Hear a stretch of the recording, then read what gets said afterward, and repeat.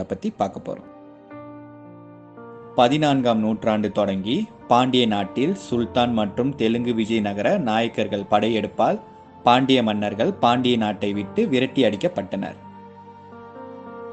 பாண்டிய மன்னர்கள் தங்களின் பாண்டிய நாட்டு தலைநகர் மதுரையை இழந்து தென்காசி மற்றும் திருநெல்வேலியில் புதிய தலைநகரை உருவாக்கி அங்கு சிறிய பாண்டிய மன்னர்களாக இருந்தனர்.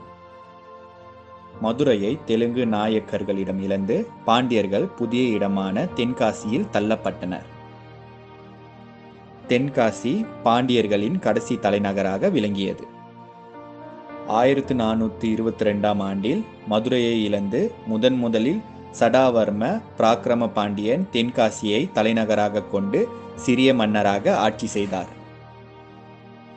சடாவர்மன் பராக்கிரம பாண்டியன் தொடங்கி அதன் பின் வந்த அனைத்து பாண்டிய மன்னர்களும் தென்காசியில் உள்ள